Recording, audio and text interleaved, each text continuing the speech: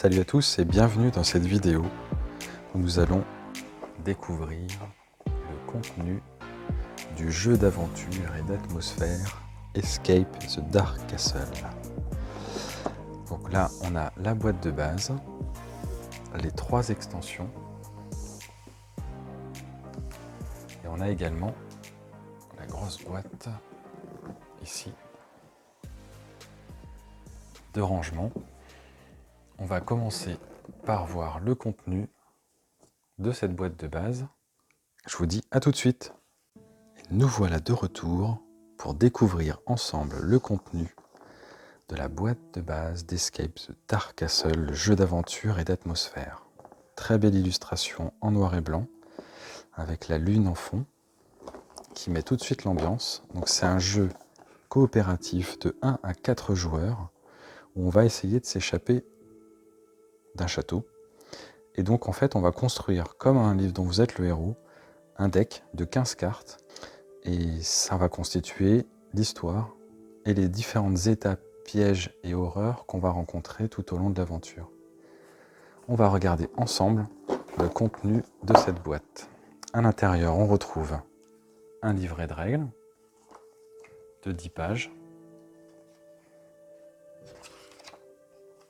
avec l'objectif du jeu, la mise en place, le contenu de la boîte, comment jouer, les cartes objets, les combats et comment jouer en solo. On va retrouver un certain nombre de dés qui correspondent à chaque fois à un personnage. Donc là, on a le Smith et le Tanner. On a également le Taylor, le Cook, le Miller et la botte. On a ensuite des dés de chapitre. 4, 5, 6, 7, 8 dés de chapitre.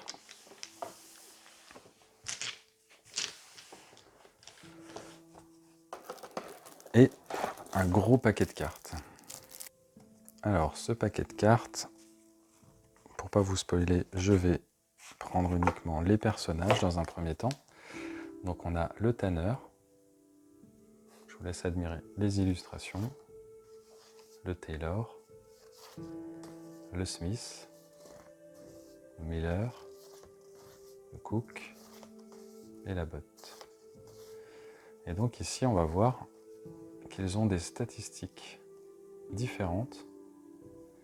Et c'est le nombre de faces qu'on va retrouver sur les dés. Donc je vais essayer de trouver le Tanner. Ici, le Tanner, donc on va retrouver 4 faces de dés de ce type-là, 3 faces de dés de ce type-là, et une face de force. Et donc comme ça, on va devoir essayer de construire une équipe équilibrée pour essayer de s'en sortir le mieux possible dans ce château. Ici, on va retrouver également une carte de boss. Alors je vais volontairement pas vous montrer ce qu'il y a derrière, à ne pas lire tant que vous n'avez pas complété la dernière carte de chapitre. Donc cette carte-là va se placer à la fin de l'histoire, des 15 cartes qu'on va prendre. Et ça va être la dernière rencontre avant de pouvoir s'échapper du château.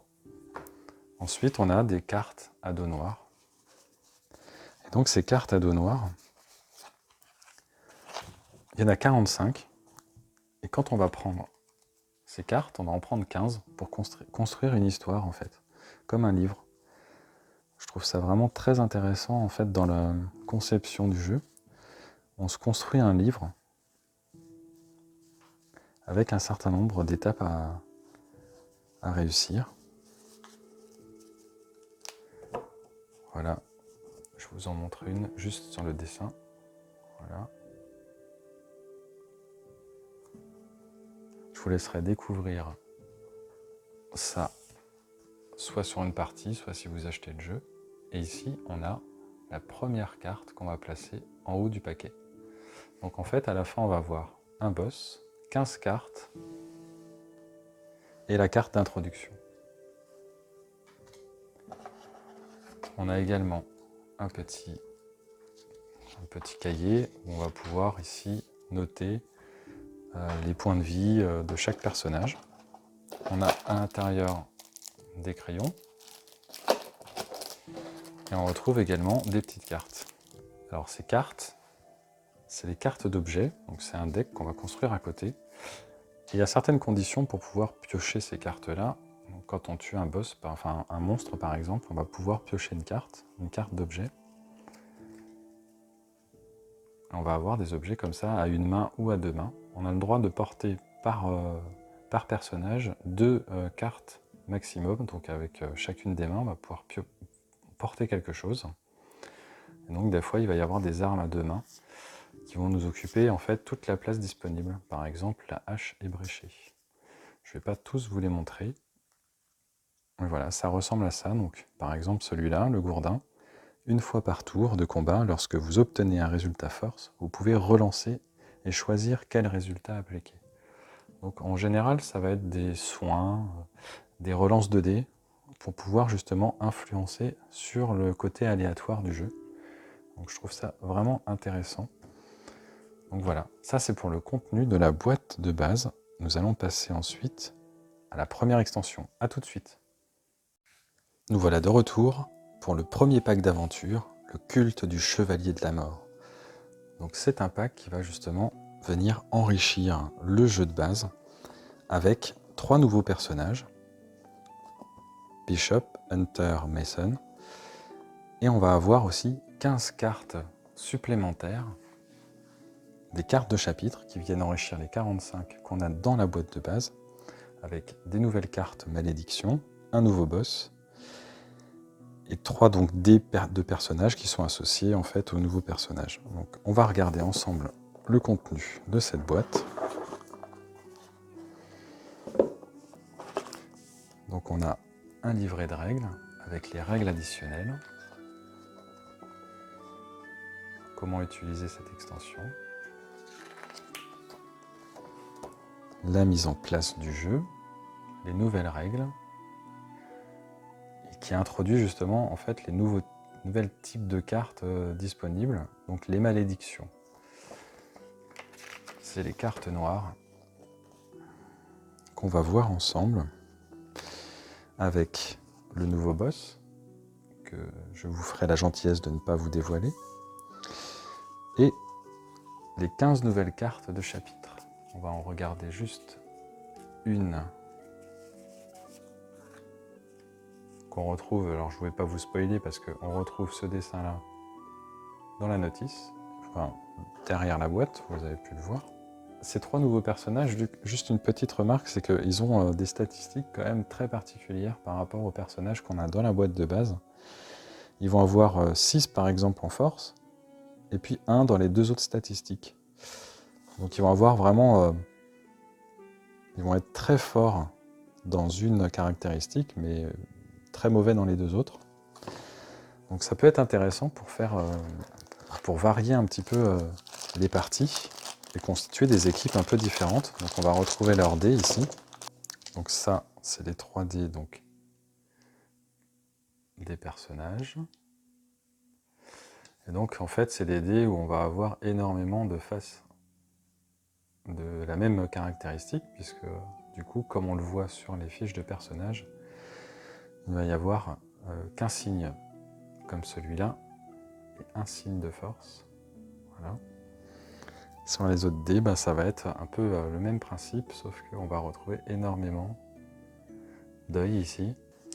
Et ici, on a énormément de force. Alors voilà.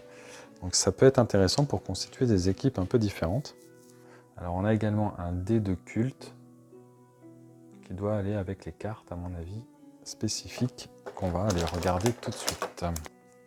Donc nous avons les cartes malédiction, l'esprit agité, marqué par la mort, vortex temporel, blessure invalidante et déclin accéléré. Si on en regarde une, on va retrouver du coup le nom, le texte, et ici, donc un texte d'ambiance, et ici en fait la règle. Donc par exemple sur celui-là, votre esprit est profondément agité et votre humeur massacrante. Votre soif de violence domine vos actions. Donc la conséquence, c'est qu'on va plus pouvoir se reposer en combat. Posez cette carte à côté de votre personnage, cette malédiction ne peut pas être rompue. Et donc on va avoir comme ça, pour les gens qui trouvaient le jeu un peu trop simple, on va pouvoir le complexifier. Et nous voilà de retour pour le pack d'aventure numéro 2, le joug de la reine revenante. Alors, du coup, cette extension pour Escape the Dark Castle va rajouter les compagnons. Donc ces 3 personnages qu'on va pouvoir rencontrer au fil de nos aventures et intégrer plus ou moins longtemps en fait dans notre périple pour essayer de s'échapper de ce château. Et donc on va aussi retrouver 15 cartes de chapitres pour aller enrichir les 45 de la boîte de base et les 15 de la première extension. Donc ça va commencer justement à permettre d'avoir une variété de scénarios et une rejouabilité plus importante. On va retrouver des cartes événements, des objets, un dé de livre de sorts. Donc ça m'intéresse de savoir comment ça marche. Et on va regarder ensemble le contenu de cette boîte. Donc on a un livret de règles additionnelles, la mise en place, voilà, créer le château. On va retrouver également des cartes événements, ici. Pack d'aventure introduit une nouvelle mécanique dans le jeu, les compagnons. Voilà. Et donc ces événements vont pouvoir justement introduire ces compagnons pendant notre périple. Donc ils expliquent comment les utiliser, les différentes caractéristiques, les compagnons comme joueurs. C'est plutôt intéressant, je trouve, comme ajout. La coupe rituelle est une relique d'origine inconnue qui possède le pouvoir de faire basculer l'équilibre entre la vie et la mort. Tant que vous êtes en possession de cette relique, à la fin de n'importe quel chapitre et avant de tourner la suivante, n'importe quel nombre de joueurs peut décider de s'adonner au rituel du sang. Ce dernier permet à un joueur d'augmenter son nombre de points de vie au détriment d'autres prisonniers. Donc c'est assez intéressant cette coupelle. J'ai hâte de la tester dans une partie.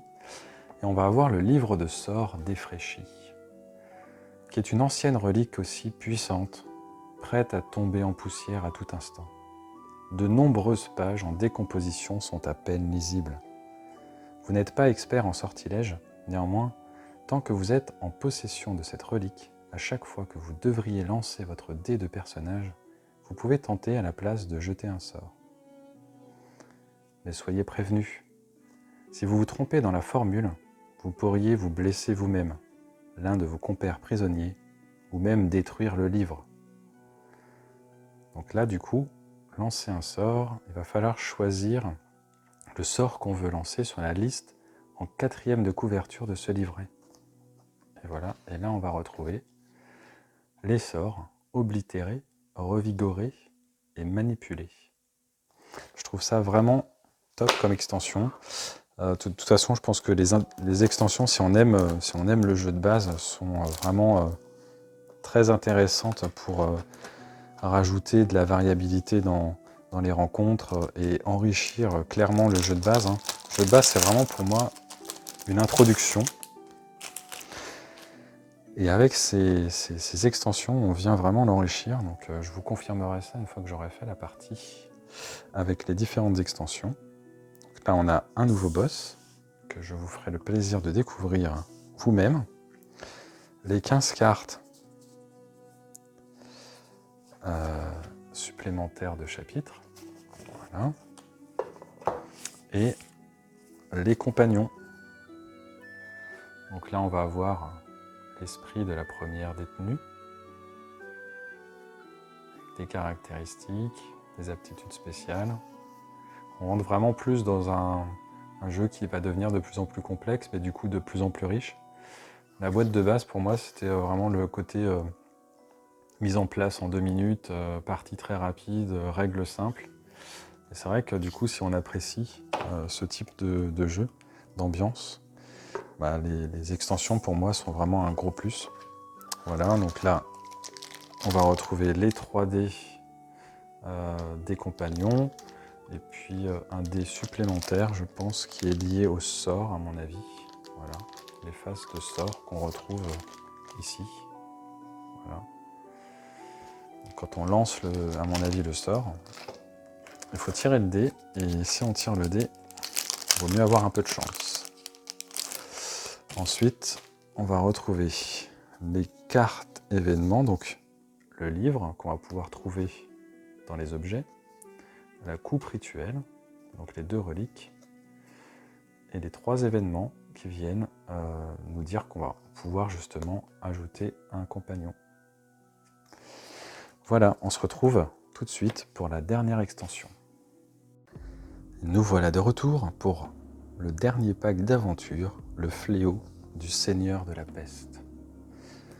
Donc, qu'est-ce qu'on va retrouver dans cette boîte? Donc, 3 nouveaux personnages avec leurs dés, 15 cartes de chapitre, un nouveau boss, mais également des cartes en fait de peste et un dé de peste. Donc ça introduit une nouvelle règle qui précise ici va intensifier nos aventures. Donc regardons ensemble ce qu'il y a à l'intérieur de cette boîte. Donc on a le livret de règles additionnelles, la mise en place, comment fonctionne la peste et les pestiférés, et les nouveaux personnages. Voilà. La peste, c'est un danger supplémentaire. Voilà, ils expliquent le niveau d'infection. Je pense que c'est comme une maladie, on va perdre des points de vie a priori régulièrement. Le jeu est déjà pas assez dur, donc il va falloir vraiment s'accrocher. Et on a une besace. Qu'est-ce que c'est que la besace? Normalement, un joueur peut porter seulement 2 objets, un dans chaque main. La besace ne compte pas dans cette limite, ce qui signifie qu'un joueur peut porter un objet à 2 mains ou 2 objets à une main en plus de la besace. Tant qu'il est en possession de cette besace, un joueur peut stocker 2 objets supplémentaires dans ce sac et porter donc au maximum 4 objets. Ah, c'est intéressant. On a des nouveaux personnages avec leurs dés. Le double versatile. Donc, sur les autres dés des autres personnages du jeu de base et puis des extensions, on avait souvent du coup 2 symboles identiques. Et là, en fait, on a 2 symboles différents sur la même face de dés. Donc la carte de boss. Voilà. Les 15 cartes de chapitre. Et les 3 nouveaux personnages. Voilà. Ensuite, on va avoir les dés. Les 3 dés pour le boucher et tout ça. Et le dé pour la peste. Des nouveaux objets. La lance brisée, le filet, la fameuse besace, les dagues émoussées et les cartes de peste. On se retrouve tout de suite pour l'ouverture de la boîte énorme. Bon, je ne sais pas si vous voyez bien, en fait, ici, il y a une écriture en noir brillant par-dessus. Et donc, qu'est-ce qu'on va retrouver dans cette boîte? Donc, à la base, c'est une boîte de rangement. Et en fait, cette boîte collector, justement, elle va fournir des règles supplémentaires. Et moi, ce qui m'intéressait particulièrement, c'est pouvoir ajouter 2 cartes supplémentaires à la carte d'introduction dans le château. Donc on ne va pas toujours avoir justement la même étape d'introduction. Donc la première salle qu'on va découvrir sera différente. Donc ça, je trouve que c'est un vrai plus. On a ici des rangements donc pour pouvoir séparer les différentes cartes. Donc on peut les ranger soit par extension ou comme on veut en fait, hein, les personnages. Ce qui est intéressant, c'est qu'on va retrouver 6 cartes de boss supplémentaires qui viennent enrichir les boss qu'on a dans la boîte de base, qui sont au nombre de 5, et les boss qu'on va retrouver dans chacune des extensions. Donc à chaque fois, on a un boss par extension. Voilà. Ensuite, on va avoir un sachet, comme ça, un petit sac, avec à l'intérieur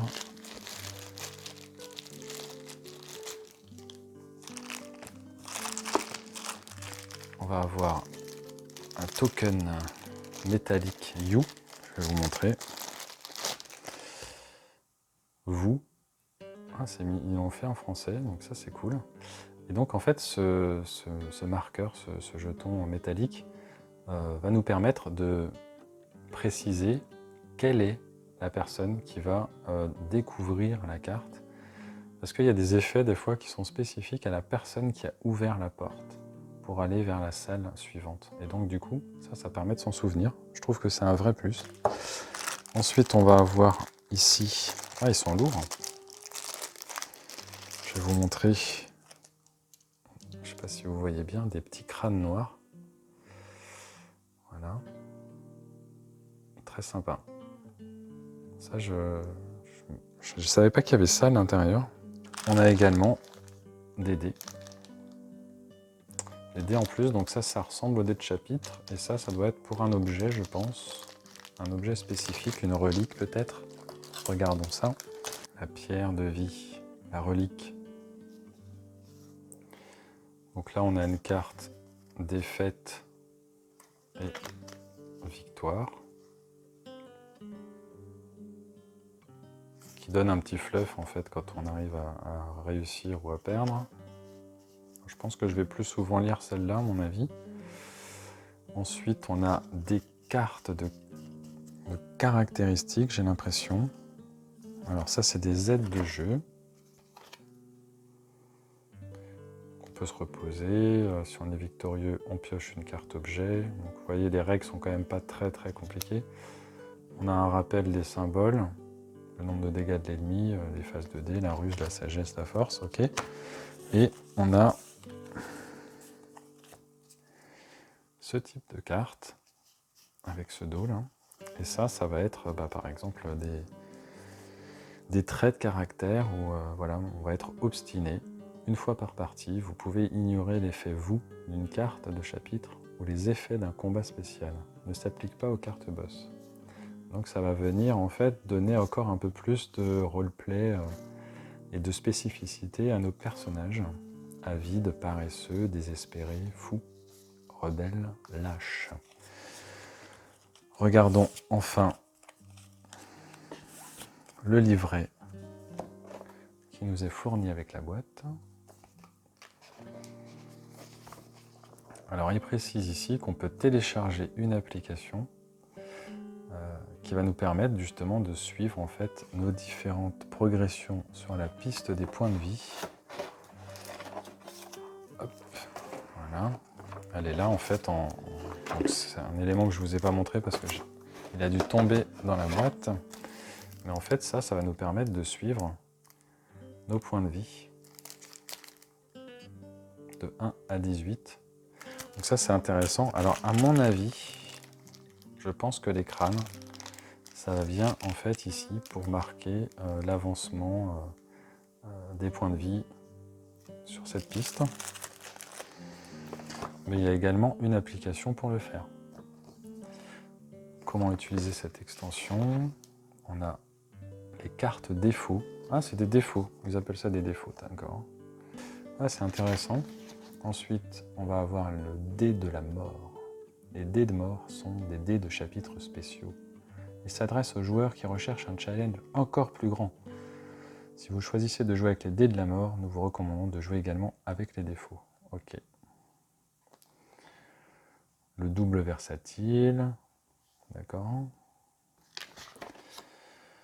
Nouvelle carte de départ, nouvelle carte boss, carte épilogue. Pendant la mise en place, disposez ces deux cartes l'une à côté de l'autre, face cachée au-dessus du deck château. À la fin de la partie, lisez à haute voix. D'accord. Bon, c'est juste vraiment du fluff, quoi. C'est ce que je pensais. La pierre de vie, le token vous, la piste de suivi, les cartes d'aide de jeu. Ok. Voilà. Et voilà, je vous remercie d'avoir regardé cette vidéo et je vous dis à très vite pour de prochaines aventures. Ciao, ciao!